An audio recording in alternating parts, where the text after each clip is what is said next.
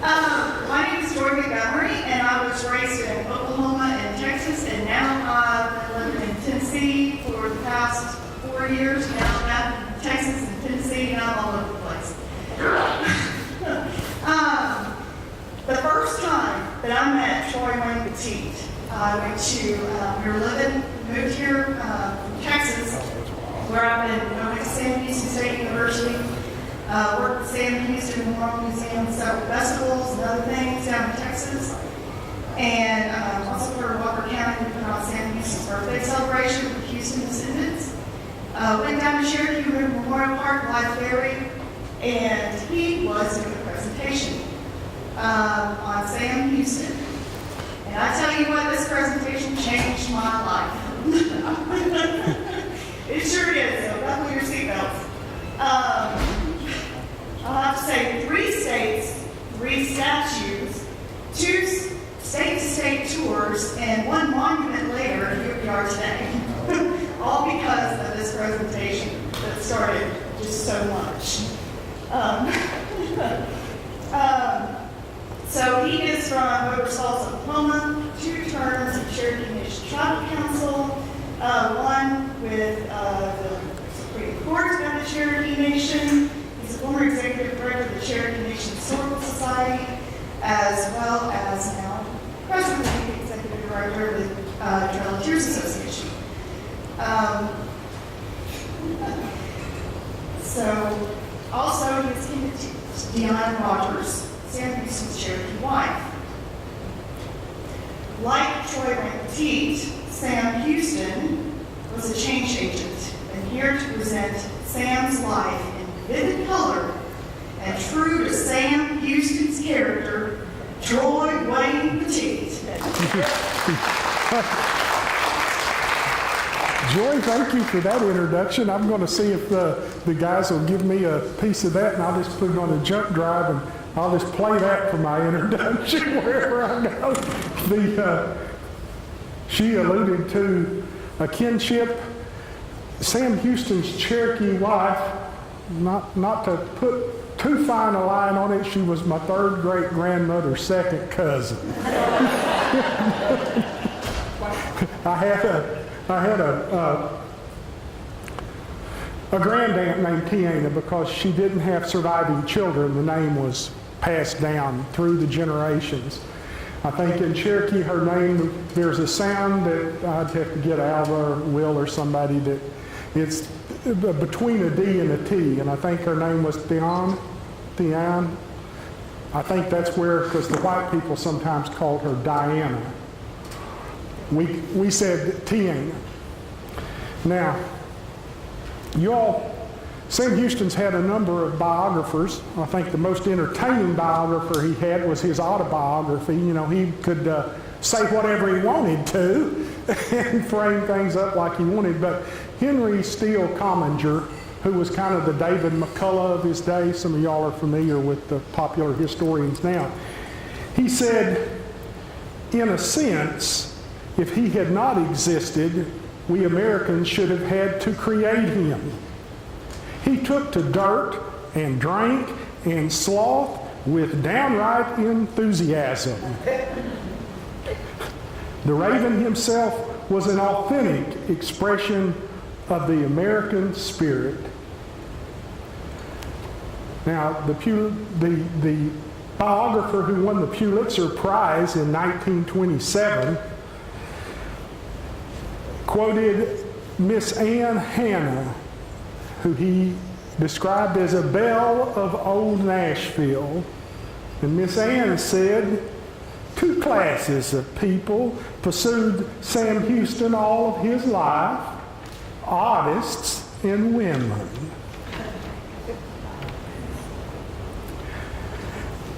Sam's great-grandfather came from Belfast in 1730, said to be a descendant of barons or something like that. Now, these weren't the huddle masses. When they migrated, they weren't wealthy, but they brought a little pot of gold with them. And several of the Scotch-Irish who got on this boat brought those little pots of gold. And the old captain of the ship said, well, maybe we'll just sail to South America.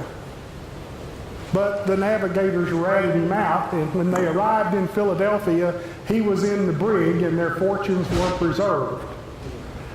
So we get to old Sam, and by the time he came along, the family was in good circumstances. They lived at a place called Stonebridge. They'd moved a time or two down into the next valley. Stonebridge, at Stonebridge, his grandfather had built the stone church, the Presbyterian church where Sam went every week. His father was one of Morgan's sharpshooters in the Revolution. You know, they were a celebrated Revolutionary War group, and his father liked the military life. It was a good thing that Sam's mother came from a well-to-do family. The Houstons were older and better established in an older family name, but the Paxtons had more money. And so they had a big, nice house close to the church. He had a nice library. He wasn't home much. He took a rich man's job riding around being the inspector of the Virginia militias, which meant he was on the road a lot, and the wife ran the farm pretty much. Sam he wasn't keen on farm labor and agriculture. He liked to lay in the library in the wintertime in front of the fire and read King Arthur's Court and all kinds of stuff from adventure and the Greek and Roman classics from his father's fine library. And in the summer, he took his books and went down by the spring and laid in the hammock. And things were pretty good for him.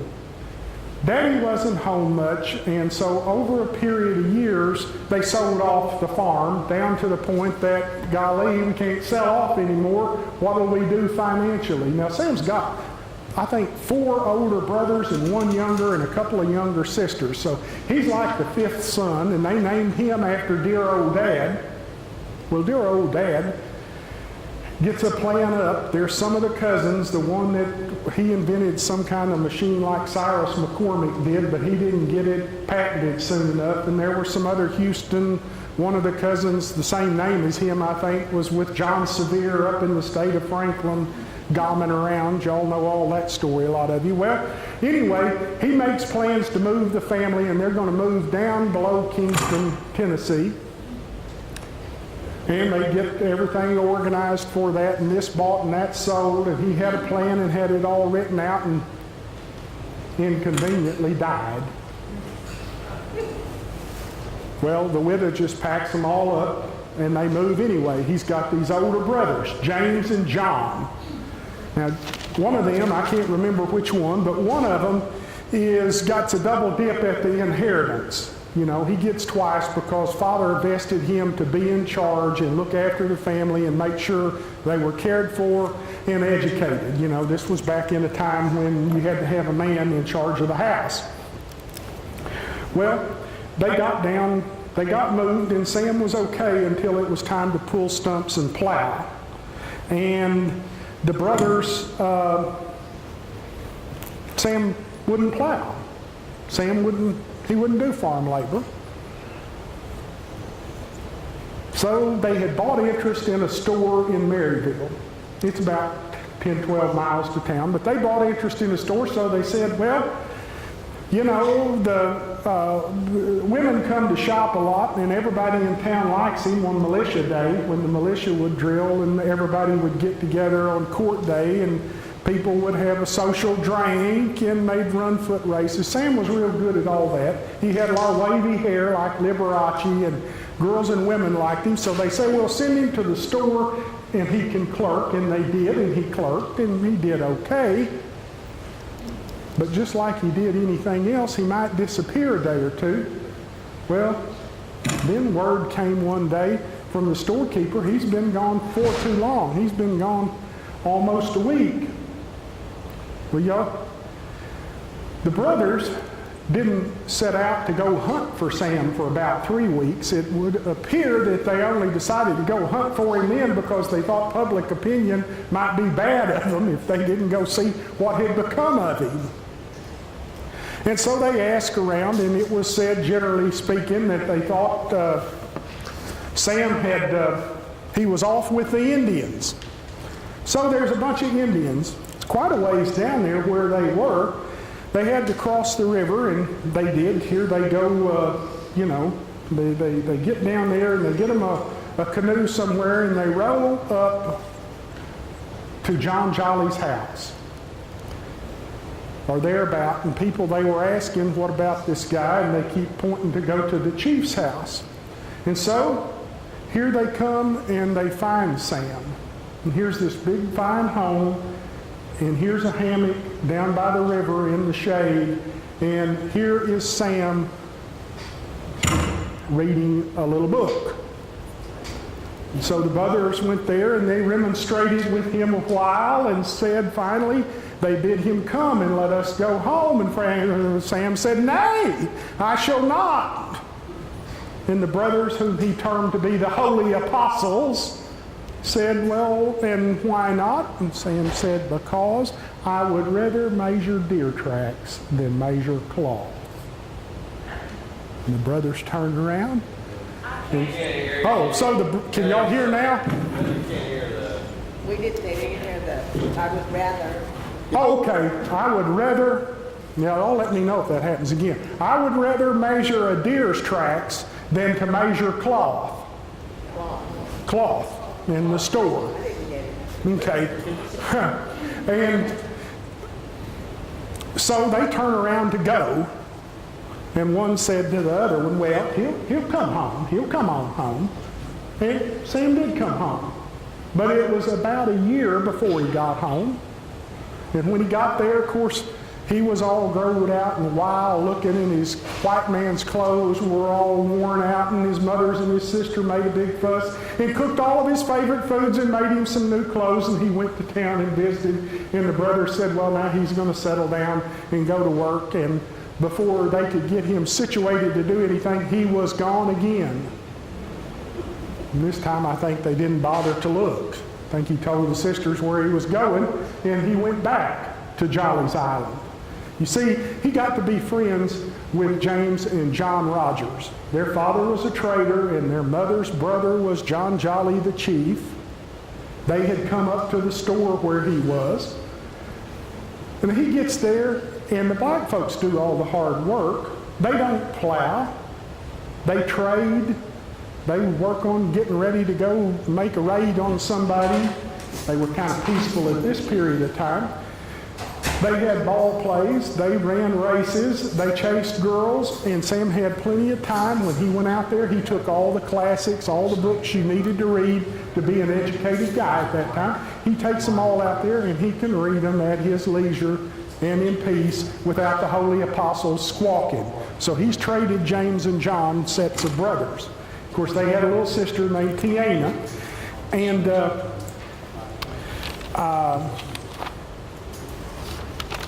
he comes back the second time now after that. And so before I start talking about what he did then, let's just talk about what's going on out there. You see, John Jolly did not have a son. Maternal nephews are very important in Cherokee life. He had some, but he didn't have a son of his own. And Sam he liked Sam. He liked him because he was athletic, that he had a mind for war. And Sam was out there so young. See, he was only about 14 years old when he started there. So he learned to speak Cherokee. And he grew up in very formative years with Cherokee people at Cherokee ceremonies. He understood the language. He understood the culture. He knew what the dances were about. He knew what was acceptable behavior and what wasn't. And he knew how tribal people thought because he spent those formative years. His dad was gone. He didn't like his brothers. He liked James and John, and he liked Uncle John Jolly, and they adopted him. Now, someone asked me, I don't know if they ever formally gave him a clan, but they considered him a Cherokee. I'm suspecting that he did. That happened, and pretty frequently. So, when he shows back up home the second time, same scenario again. he's going to stay home, and he gets cleaned up, and he goes to town. Now, at this time, he had an old buddy around there named John Cusick that was quite a little bit older than him, 3 or 4 years, and John was in charge of the militia. So Sam goes to town with his new clothes on Militia Day, and I'm going to, and they get out there and get to drilling. Now, Militia Day is court day. Everybody's gone to town this day. Here's what happened. They drilled too loud. That's different than singing too loud in church, a little bit. And the judge in Blount County fined John Cusick $10 and Samuel Houston $5 for disorderly, riotously, wantonly, and with an assembly of militia annoying the court with the noise of a drum and preventing the sheriff and officers of the court from the discharge of their duties against the peace and dignity of the state. Neither one of them paid the fine. By the time the judge remitted it at the next court, Sam was gone for another year with the Cherokees.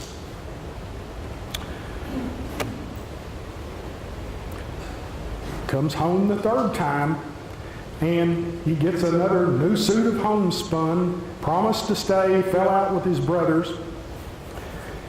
In his old age, he would say, "There's nothing half so sweet to remember is this sojourn among the untutored children of the forest." Now, during these times with the Cherokees, he would go to the local stores. Now, he's a Houston. He's well known in these parts. His word's good, and he ran up a $100 bill for powder shot in what he described as little articles of taste and gifts for his girlfriends, things like that. Well, by the spring of 1812, he's about 18 years old. So he's got this big bill. So he comes out of the woods and says, okay, I've got to, I've kind of got to grow up here. I've got to pay my bill. And so everybody in the county is talking about, well, old Sam Houston's come out of the woods again. Reckon what that fool's going to do next.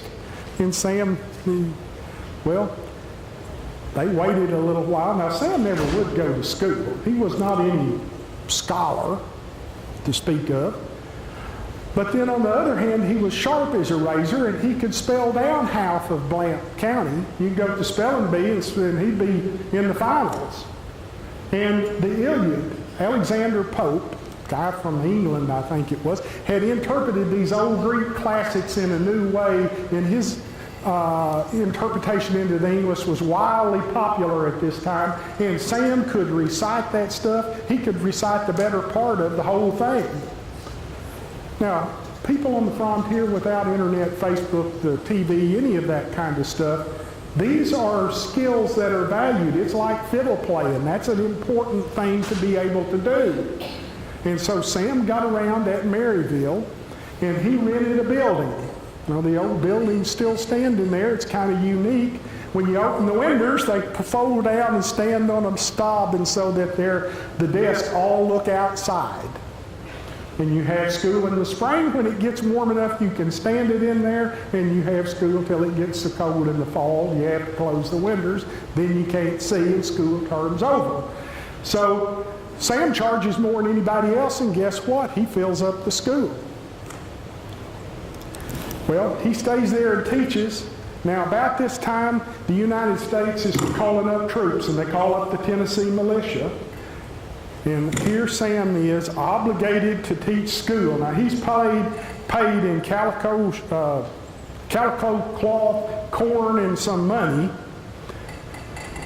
He's obligated to stay there and teach out his term, and all of his buddies go marching by, and they're going to go to the glories of war and battle, and he's got to teach school.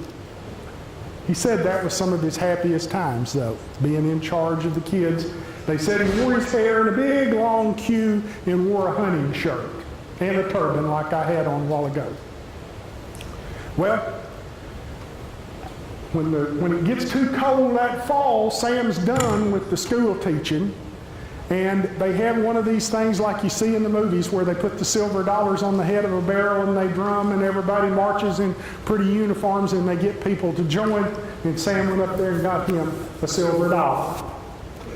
And he joined up. Only problem was he wasn't old enough yet. So he had to go home and get Miss Paxson, get Miss Houston to agree for him to go. And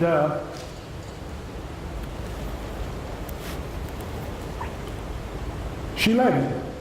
His daddy was a military man. She could obviously see he was not suited to helping run the farm. And so she went to the banner and she got his dad's musket and she handed it to him and said, "Take this musket and never disgrace it. For remember, I had rather all my sons should fill one honorable grave than that one of them should turn his back to save his life. Go and remember too that while the door of my cabin is open to brave men, it is forever shut against cowards." Sam didn't join as an officer, although he was from a family that would have allowed him to do that. He joined as an enlisted man. Within 4 months, he was an ensign, transferred to the 39th Cavalry. When the war didn't break out with the British, we got in the war with the Creeks, the Red Stick Creeks. We're going to turn back the clock. A lot of Cherokees didn't agree with that. We talked about that earlier today. James and John, his old friends, am I still coming across? Can y'all still hear okay? Okay, James and John were with the Cherokees that came. They were under the command of Gideon Morgan, who had married a Cherokee woman. If you could say that. She was 14, he was 39.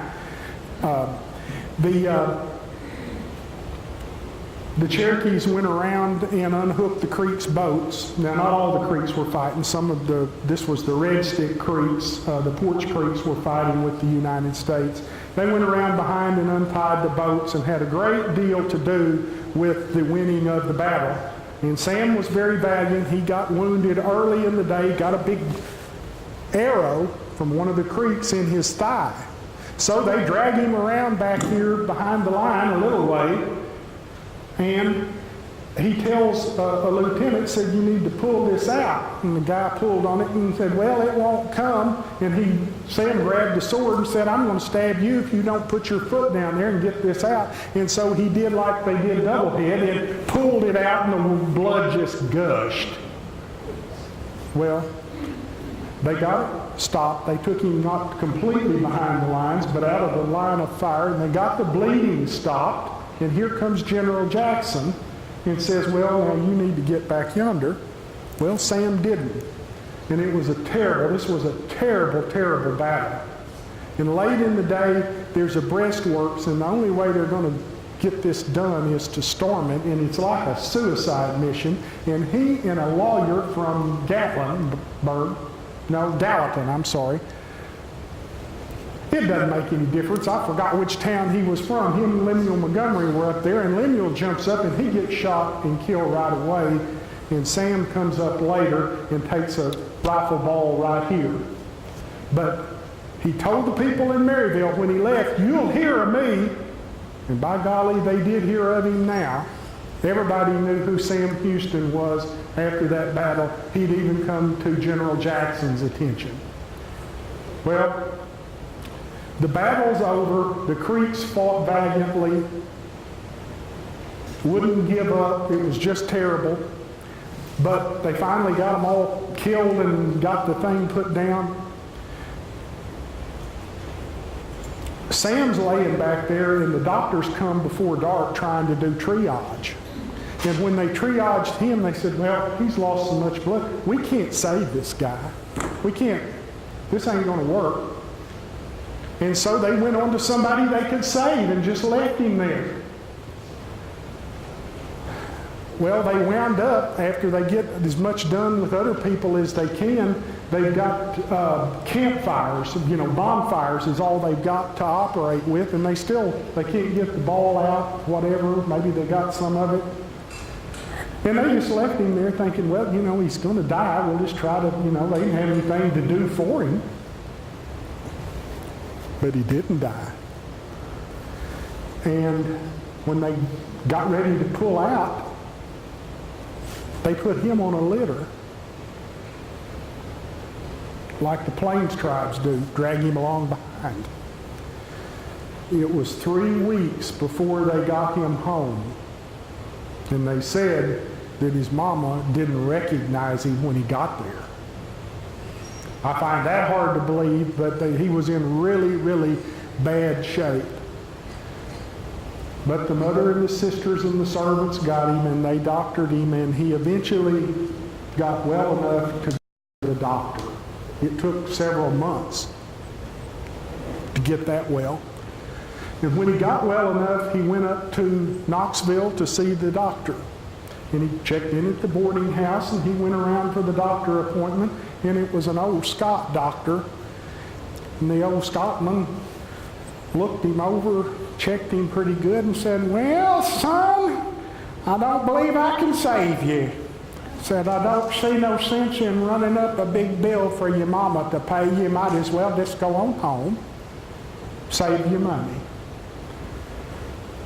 But Sam didn't go home. Sam went to the boarding house, and in a couple of weeks he went back to see the doctor again. The doctor said, well, I guess I was wrong. You're showing a little improvement. We'll see what we can do. Well, Sam began to improve, and eventually he got to return to duty, and he went to New Orleans, and he went here and there, and eventually General Jackson says, that guy speaks Cherokee, and he's been a brave soldier, so let's just make him the Indian agent. He can deal with these Indians. So he's out there in 1817 when they make this treaty. It's the year the corn crop fails, see, in 16. He's out there in 17, and the tribal people trust him. And I really think that Sam thought that moving west of the Mississippi was what was best for that part of his family. His foster father's brother, Talentiski, had already moved out there. Of course, he might have had a little, he was suspected of taking bribes and that kind of stuff.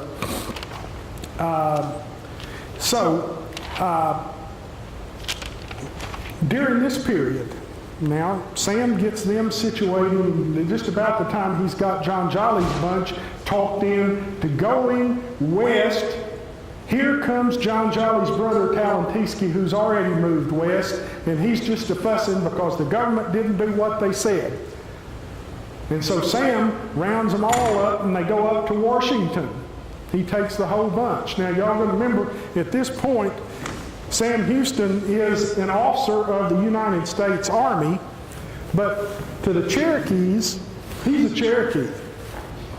He's always been a Cherokee as far as they were concerned, since he was a boy. And so when they go to Washington, when they go to Washington, am I still coming across y'all? Sam goes up there in Cherokee attire. He goes dressed as a Cherokee. When they got real problems, they really wanting these Indians to move, and Talentiski's already moved, and he's about got them ready, and now you Indian agents need to do what you're supposed to do because the reason they don't want to cooperate is because you lie all the time. Well, Sam, while he was Indian agent, and he wasn't the full agent, he was kind of like a sub-agent or something, he caught some guys. They were running slaves across the Cherokee Nation in contradiction of everybody's law. and he put a stop to it. The problem was with that they were proteges, these slave runners, these outlaws, of John C. Calhoun. Y'all know him, the nasty old nullifier from South Carolina. About the only thing you can say positive about the old thing was him and Andrew Jackson stayed in a fuss all the time, seemed like. Well, anyhow, when he gets up there and he's done hit a home run, they get everything salved up and all the Indians are ready to move again and it's all going to be okay, and they all go out the door, and John C. Calhoun's the Secretary of War, I think at that time, grabs Houston and calls him back in there and said, "How dare you come around here dressed up like a savage, an officer of the United States Army, blah, blah, blah, blah, blah." And then these outlaws that he caught, they accuse him of wrongdoing. And what happens? John C. Calhoun, after he exposed them, because he was a meticulous record keeper, and after he exposed them, John C. Calhoun did not do one thing about their attempt to take just a young officer out here who was doing his job. They tried to destroy him, and Houston outsmarted him, and he was so disillusioned he quit the Army. And he went to read law with an old judge friend of his father's, and he sat in the office where Lemuel Montgomery sat before the war. The guy that died beside him at the Horseshoe, he sat in that law office. Study of law at that time took about 18 months. Sam Houston took the bar in 6 months. And pretty soon he's the prosecutor. And the next thing you know, he's the congressman. And then he's advancing up the ranks, and he becomes the governor. Now, the way he became governor, old Billy Carroll had served out in Tennessee. You can only serve a term or two, and then you got to set out. They were doing that when I was a little kid. Well, Sam was supposed to be the place marker. He was supposed to take over and serve Billy Carroll's term, serve a term, and then Billy Carroll could come back and get his place back. But the problem was, old Sam, he kind of liked being governor, and so when time come, he just said, well, I believe I'll just run again, and he did. Well, everybody said, Sam, you're 39 years old. You're going to be governor. We need a first lady in Tennessee. So he'd been courting a guy at, now this time I'm going to get it right, Gallatin. Old Colonel Allen lived out there, and the Allens were big time, well-to-do, refined, Southern, and they had a pretty daughter who was about 18, and General Houston courted her. Now, I didn't mention you all that when he was a congressman, he tried his hand at courting a little bit, and he went over there. There was a big house, big yellow house over there, close to D.C., where George Washington's step-granddaughter lived, and he went over there and tried to court her. And she kind of was real nice, but rebuffed his advances and didn't want to go around with him. He said, well, if she'd rather date that little old Robert E. Lee than me, then just let her. I'll take somebody else to the congressman's ball. Well, so Sam marries. Of course, I would have thought by the time I was in my 30s, I had better sense than to get mixed up with white women, but I guess I could have not said that. Anyhow, too late now.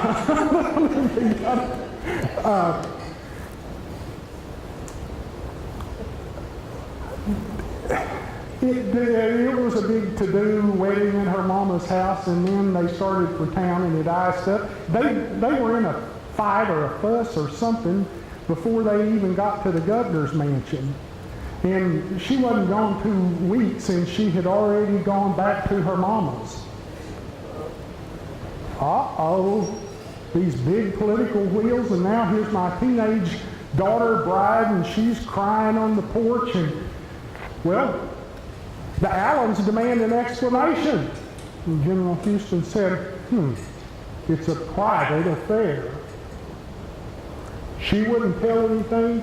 He wouldn't tell anything. His political enemies, of course, you know, there's been all the trouble about the Secretary of War's wife, Peggy Eaton, and before that, Rachel Jackson. But Tennessee was abuzz. That's all that was in the newspaper, what a disgrace it was, and it was just, in general, Houston, Governor Houston, it's a private affair. It's nobody's business. His political allies were just begging him to make some kind of a statement to defend him, and in the absence of anything, people were just making stuff up, and it got to the point where he would, if he didn't say anything, he couldn't govern. And I think he got drunk, and he was at the hotel. Well, of course, he got sobered up before too long, and the sheriff of the county came over there, and Sam says he's going to resign, and did resign his office as governor, and he wanted to be baptized. And the big wig Presbyterian ministers, he couldn't get anybody of his, ministers that were of his class, that he couldn't get anybody to baptize him. Such was the vitriolic attitude of the public against him. He has to take off. So he gets on the Steamboat Rover with this little Irishman whose name I can't remember. Nobody knew where the little character came from or where. But they were all glad enough to see him go with General Houston, and they got on the boat. And the Red Rover, it goes up the Tennessee River and eventually gets out to the Ohio. Well, they get down to Clarksville. Is it Clark? Yeah, it's Clarksville. It's west of Nashville. And, they have to stop and take wood on and this and that. Well, when they get there, here is a couple of Allen cousins, some of his jilted wife's kinfolks, and they've got to see him, and what they want is some kind of a statement that their kinswoman is not. And Sam again said, "You want a statement? I'm going to give you a statement. Get the captain of this boat and get that newspaper guy, and y'all get in here, and I'll give you a statement."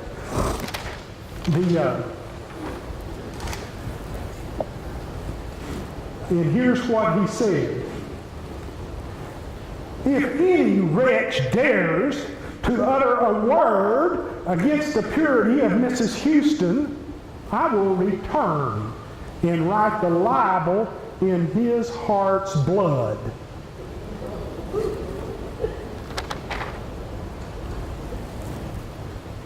And that was the end of that. Nobody impugned the integrity of Mrs. Houston anymore. But Sam has hit a low. You can imagine 3 or 4 months ago, I'm the rising young governor of the state of Tennessee, elected twice. Probably, I'm described as the person who's going to be the heir apparent to the presidency after Andrew Jackson. I'm a rising political star, and now here I am, vilified by the whole state. I'm on a boat headed to the west, which the Cherokees was the west was a place of darkness. And as the boat went down through there, plying its way, whichever way it is, it kind of runs north. I can't get used to it in Tennessee. The rivers run north. Sam thought about, I am so miserable. Maybe I could just jump over and go to the Great Spirit now. And as he looked up, he saw an eagle start circling and screeching. And then it headed toward the west.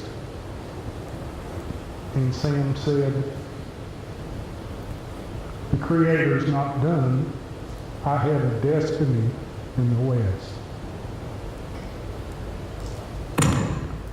Well, when they got down by Cairo, Illinois, Sam got flatboat, bought 10 barrels of liquor, brandy and wine and sherry and assorted hard liquors, and a lot of other supplies with which he could trade. And they put them all on a flatboat. And they went on down. When they got to Helena, Helena's where you cut off and go back down the White and get into Arkansas and go west. Well, when they get down there, Jim Bowie's down there, and word travels that General Houston, this is stuff that's been in the newspapers and all this stuff, that he's on the boat. It was said that Jim Bowie came on the boat to meet General Houston and did not believe that drunk, with his hair all growed out, and didn't believe that he actually was, didn't believe that was General Houston. Well, about this time he takes on, there are some, he hires a free black guy to help him out. And this guy is taking care of all these supplies and that kind of stuff. And so by the time they get around down to Little Rock, there is another guy who was of Virginia birth, who was kind of like Sam. He was a very well-educated fan of the classics, liked to talk about literature and stories and government. He was just a very refined guy, but he got into some kind of trouble and had to resign his offices and was exiled to Little Rock, which was Little Rock was a pit. It was the end of the world at that time.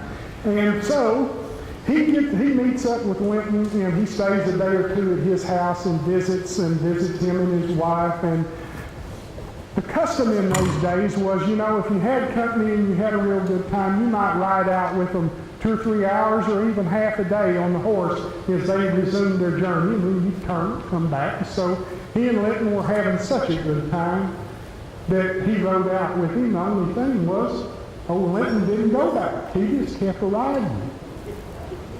So they rode all the way to, along the river. They rode along all the way to Fort Smith. Well, Fort Smith is right on the border of the Cherokee Nation and the Choctaw Nation. And so when Houston gets there and knows, okay, we're in, I'm home. I'm in the Cherokee Nation West now.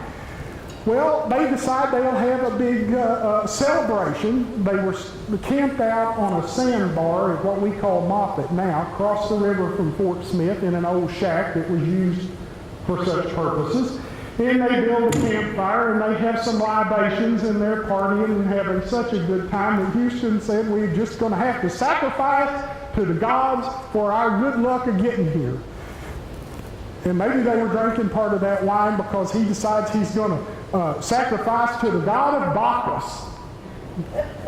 I think that's the and so they didn't have anything else to sacrifice, so they just strip over. They start sacrificing their clothes, and when he threw getting down too close on Linton's clothes, he threw them in. He tried to get them back, and Houston whacked him and said, "Oh, you can't do that. It'll displease the gods," he said. So what winds up is that they sacrifice all their clothes to the fire. They just get naked down there on the river and pass out. Well, the black guys that are taking care of them, somebody's, got a... They had gone back over to the fort to do something back across the river on the ferry and discover that Linton's wife has gotten concerned and taken the boat and come up to Fort Smith to see what she can find out about her husband, and they just barely get over there in time to get them covered up before the wife comes and finds them. They said she wasn't too happy with General Houston and didn't want her husband hanging around. Well, in those days, we call it the moccasin telegraph now, but it worked pretty good before Facebook and email. You just ask Nancy and Alvin, you could find out something in Cherokee that happened within a day or two. Well, word gets out that General Houston is on his way home to his foster fathers. It's about 40 miles from Fort Smith, and this clear mountain stream comes out of the mountains and runs into the river, and you turn up that a little way, and there's another stream. And you go up that a little way, and there's a big bluff, and they built the Western Cherokee capital there. Jolly's got a house right in that neighborhood. I think his was right at the mouth of the river. Now, Houston was fond of talking about his foster father's wigwam and all this. all the writers that knew anything about it said his house on Jolly Island was one of the finest homes in the South. These were not huts. They weren't little log cabins. But at any rate, they hadn't been there very long. But they did have a place established, and the servants, the slave people, they lit these big torches and lighted the way all the way from the boat landing to the house. And it was a great thing. Chief Jolly came down and told Sam, you know, we asked the Great Spirit for help. We're in trouble with all these government people, and the Great Spirit has sent you home to us. We know a dark cloud has come down on you, but you're home now, and you rest. Well, Sam rested, and it didn't take him long to rest, and it took like a week or so, and then the whole Cherokee Nation comes from everywhere, because Cherokees love to have a big party and eat. Can I get an amen over there somewhere? If you cook a hog, we'll come. And so Cherokees come from everywhere. These people that Sam grew up with on Jolly's Island, all the girls he dated when he was a boy, his old hunting buddies, they all come because Sam's come home, and they party for a week. They eat. They have a great time. Within 6 weeks, he has seen the Choctaws, the Creeks. He's been up to see Choteau, who was the Frenchman that kind of ran things for the Osages. He's seen all the Indian people. He gets there in April with his 10 barrels of whiskey and an Indian agent. Now, these Indian agents, y'all, they don't like Sam Houston, because Sam Houston has a direct pipeline right to the White House, and they know it. And they don't like him because he's come down here with his whiskey, and they don't like these smart Indians because they're accustomed, these Indian agents usually get to appoint their brother-in-law or some crony, the Indian agent, to make the money, and the Cherokees and the Choctaws, these civilized tribes, are too smart for them. They've got too many mixed bloods that speak English, and they got their own traders, and they don't put up with a lot of that stuff. Well, they started hassling poor old Sam because he brought whiskey and because he was trading and he didn't have a license. And Sam said, I'm a Cherokee. And the Cherokee said, he can compete with us. He's a Cherokee. Well, they kept hassling him. So when December came and they had tribal council, they just passed legislation. They got a copy of it, maybe the original, down at Sam Houston University. And it says it's enacted that Sam Houston is naturalized as a citizen of the Cherokee Nation West. That was not a big step for them. They always considered him one of them. And so he just told the Indian agent, you know, whatever. He continued to hassle him. Sam continued to drink whiskey. Wasn't long after that, just a few days, he loads up Walter Weber, I think, takes some of the chiefs, and off he goes to Washington. And they make the rounds, and he went to the White House, and he went to see General Jackson. And word got out pretty quick. He may act crazy, he may come to town dressed up like an Indian, but he has the ear of the president. He's a force to be reckoned with. Don't be screwing those Indians over. So they come back. The next summer he goes around and he sees everybody again. And this happened, he went 3 times to Washington in 32 months. He was up there 3 times. Each time he took the chiefs in tow. Now I want to thank you all that it was, let me look at my note and see which year it was. I think it was on his last trip.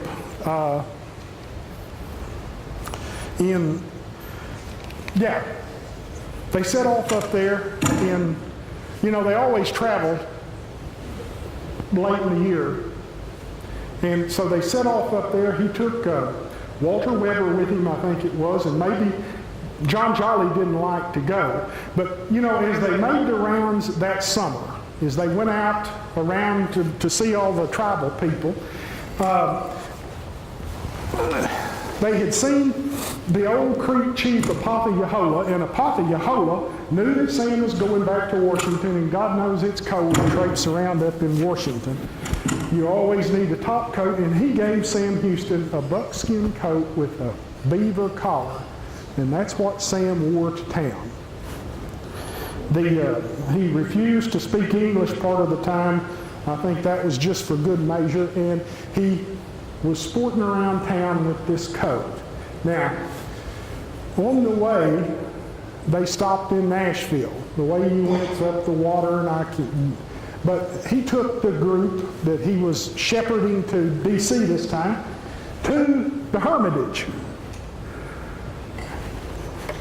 Andrew's gone, he's in Washington, and Aunt Rachel's passed away, but he gets out there, you know, they call old Andrew Jackson Old Hickory, so he cuts him a hickory sapling, and he likes to carve, and he carves himself a fine walking stick that he takes to town. Well, they check in at the Brown's Indian Queen Hotel like they usually do. And, of course, there's a lot of buzz, and he's a target. Everybody knows he's a protege of Andrew Jackson, and he had enemies. Now, can you feature that? But one day in March, on the floor of the House of Representatives, there was a congressman from Ohio, and he's in there doing about what all that blather that they do up there now, bad-mouthing the other side and carrying on. And he says, and wasn't it right, isn't it correct now that the late Secretary of War was dismissed for favoring Sam Houston for impropriety in connection with an Indian ration contract? Oh, well, my God, the president's got runners that go back and forth from the Hall of Congress to the White House, and Sam knows about it within hours, and he rushes up to the foyer of the House, and James K. Polk was a congressman from Tennessee, I think, and he meets him out there, and Sam's going to straighten Congressman Stanberry of Ohio out, and Polk calms him down, and you just go on and this and that. So the next thing out of the box, Sam decides, well, he'll just challenge him to a duel. Now there's a whole elaborate bunch of rigmarole that goes with the duel, but you send somebody a note, and he did whatever. He sent the note, and Congressman Stanberry wouldn't accept it. I mean, look, Congressman Stanberry's from Ohio. He ain't no Southern gentleman. He don't know nothing about dueling. So Houston's still aggravated, but he hadn't done anything about it yet. And so one night, he and Senator Butner from Missouri and Congressman Blair from Tennessee, they walk off down the street somewhere, eat dinner, and on the way back, here they come. Well, Senator Butner, he sees over here that Stanberry is crossing the street, and he walks off right quick. It's like, let me get on out of here. Blair doesn't see it. He's on the other side. Sure enough, Houston, sir, are you Congressman Stanberry? Well, yes. Well then, sir, you're a damn rascal. Whack right across the top of his old hard head with that. Oh, he said, he threw up his arms. Sam reached over here, whacked him on this side. Oh, stop! He threw up his arms, whacked him over here. Oh, he takes off running. Sam jumps on his back. Wrestles him down. He's down here on the ground. Well, Sam, this shoulder don't work no good anymore, and he can't whack him and hold him down at the same time. And Congressman Stanberry, ever since he got that note, had been packing 2 pearl handle pistols. Well, he wiggles around there and gets one of them and gets it right up here to Sam and said, click. Didn't misfired. Well, at that point, Sam thought, well, maybe I better get up from here. So Sam gets up, and you know, there were ladies present when this was testified about in the House of Representatives, and so Senator Butner testified that Sam got up and then he lifted his leg up and whacked him elsewhere before he got done. Well, they went on off. Well, Senator Stanberry went to his hotel, and he's laid up there in the bed just taking on. Y'all are all from the South. You know what taking on is.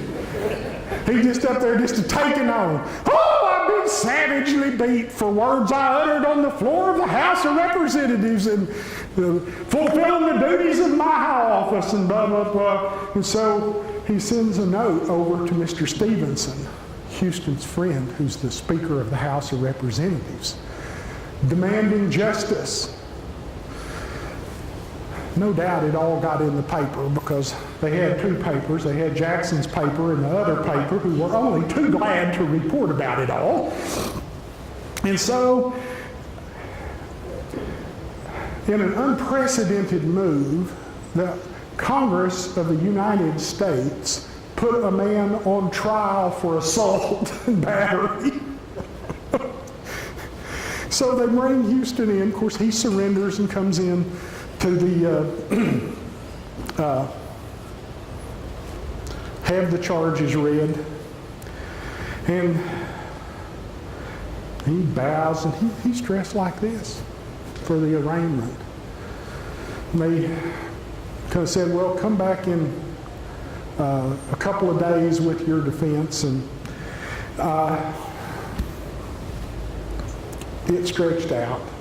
You know, when he went in for the arraignment, he bows and said, well, arraigned for the first time in my life for violating the laws of my country, I feel that particular embarrassment that my circumstances were designed to elicit, and so on. And, well,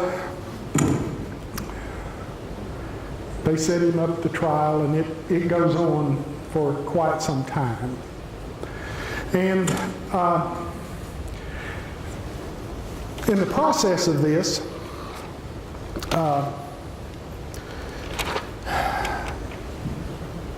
he hires Francis Scott Key to be his defense attorney. And the night before the closing arguments, the Speaker of the House passed out on the veranda, on the couch out in the foyer of Houston's room, and Houston had too much to drink. You know, the Speaker's got to preside over all this rigmarole. Well, he had too much to drink, and the next morning he said that he had to try the third cup of coffee before he could keep one down. Now, in the meanwhile, several days prior, the president had come along and said, Sam, I want you to straighten up. This is a serious matter. You can't mess around with this. You need to go get some, said, do you have any clothes? Sam said, well, no. Said, well, then you get some. And the president gave him the money to go get a new set of clothes for this final, for the final argument. He gets some court clothes, and I don't see anybody that's got a hat on like he would have worn. So he loses the turban, and he puts on a nice frock coat, and he said it was, he had a plum cummerbund or something, and pants that matched, and he was all dressed up in, typical Sam Houston fashion for his trial, or for the closing arguments. And, really, the only defense that Sam had, this was his, you work with what you got. When you're a lawyer, you argue the law if that'll work, or the facts if that will, and sometimes you just argue. Well, what Francis Scott Key, the only defense they could come up with is he said, Houston said, I didn't whack him over the head with a cane because of what he said on the floor of the House. It was what was put in the newspaper. Never mind, it was a direct quote, but that was his defense. Well, they get in there, and, Francis Scott Key does the best he can. But Houston gets up for his final address, all dressed up, and said, he comes, in before the the podium and the light shining through, and there's that big eagle sitting up there, and it's got the flags on it, and the galleries, y'all, are full. This is all that's been in the newspaper for weeks, and up in the galleries, there are all the ladies, and they've all got dressed up to come down here, and they're all running their fans like that. And everybody, every newspaper guy, anybody that can get off to be there, the house is just full. This is a spectacle. And so here comes Sam, bows deeply before the podium where his friend is, and says, "I disclaim utterly every motive unworthy of an honorable man. I seek no sympathy. The thorns which I have reaped are of the tree that I planted. They have torn me, and I bleed." Y'all, the galleries just break out into thunderous applause as Houston stops to get a little sip of water, and about that time, out of the gallery above, float down a bouquet of flowers at his feet. Houston never looked up. He reached down and picked up the flowers, and as he came up, a feminine voice in the gallery said, "Oh, I'd rather be Houston in a dungeon than Stanberry on a throne."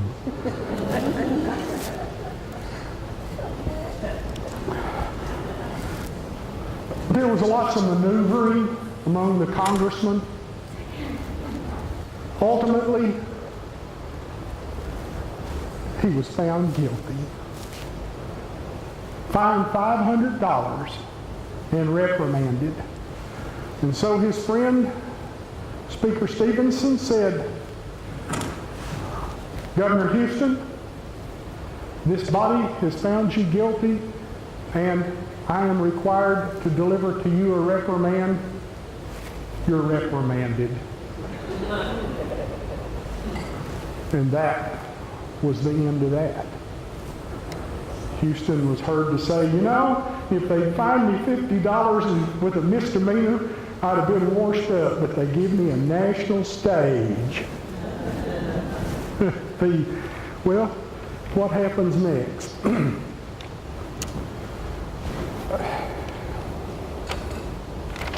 Houston goes back to the Cherokee Nation. And Houston was a citizen of the Cherokee Nation West. He decided he'd just run for tribal council. But Houston had drunk a lot of whiskey, and one time he got drunk and hit his adopted father, for which cause he apologized, but it hadn't been long enough. Sometimes the Cherokees called him in Cherokee the Big Drunk, notwithstanding all the good work he did. So Houston ran for tribal council, and he couldn't get elected. He got beat. And I didn't mention that he had married the chief's niece, his old-time friend Tiana, and they had been living together, had a pretty nice life together, but Houston decides that, and he might have been discussing some things about what were happening in Texas. His wife had relatives that were down there, and he talked to a lot of people, and he might have known what was going on down there. In his trips to Washington, it's kind of hard to find any concrete evidence of it, but it's pretty evident that he was probably kind of passing information on to General Jackson, who was not going to involve the United States in some kind of dispute with the Mexicans right then. But anyway, destiny called Houston, and he couldn't get elected to the tribal council, so he and an old boy named Rector rode off south one day. Tiana wouldn't go. Houston was riding a horse, didn't have a tail. Rector was a guy that they said, he got drunk on whiskey every week and sobered up on wine. And when they got down to the Red River, Houston talked Rector into trading mounts with him. He said, it's kind of like Rodney Dangerfield, I can't get no respect if I ride into Texas on a no-tailed horse. And so they let you know, he traded steeds with him, and Houston rode on over into Texas. Now, that's another story, but y'all, the moral of this story is that Cherokee rejects for council, you know, we have an election and somebody loses every time, sometimes 2 or 3 people, and somebody's aunt will come along and say, well, don't worry about it, Bobby Frank. You could always go to Texas.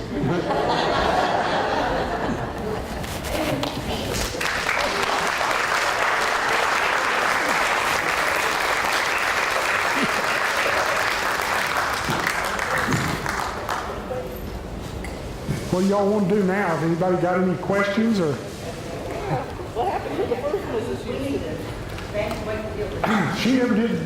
She never did marry again that I'm aware of. Well, maybe she did in her later life. Did they divorce or? Yeah, some way or other. They did. Yeah.